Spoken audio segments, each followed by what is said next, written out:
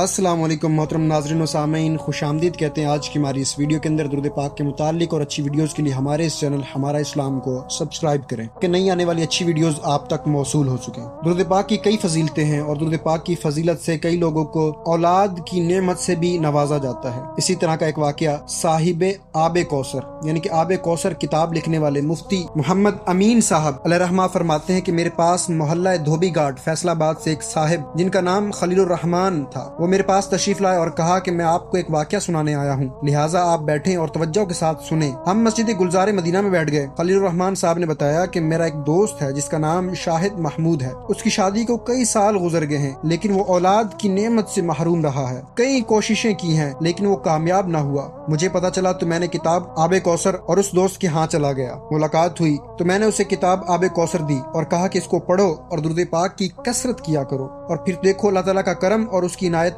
اور تقریباً 10-11 ماہ کے بعد اس نے کتاب پڑھ کر درود شریف پڑھنا شروع کر دیا تو اللہ نے کرم کر دیا۔ آپ جس کا دل چاہے جا کر دیکھ لے، اللہ تعالیٰ نے چاند سا لڑکا عطا کیا ہے۔ سبحان اللہ، ماشاءاللہ، کیسا ہی پیارا واقعہ ہے کہ اللہ تبارک و تعالیٰ نے درود پاک کی برکت سے شاہد محمود بھائی کو اولاد کی نعمت سے نوازا۔ ہمیں چاہیے کہ جس کی اولاد نہ ہو رہی ہو، ہمیں بھی اسے درود پاک کے ورد کا مشورہ دینا چاہیے تاکہ اللہ تبارک و تعالیٰ درود پاک کی برکت سے اسے بھی اولاد سے نواز دیں۔ اللہ تبارک و تعالیٰ سے دعا ہے کہ ہمیں حضور اکرم نور مجسم صلی اللہ علیہ وآلہ وسلم پر کثرت کے ساتھ درود پاک پڑھنے کی توفیق عطا فرمائے۔ مزید ویڈیوز کے لیے سبسکرائب کریں، ویڈیو کو لائک اینڈ شیئر کریں، کمنٹ بیلو میں اپنی رائے دینا نہ بھولیے گا۔ جزاکم اللہ خیرا و احسن الجزا۔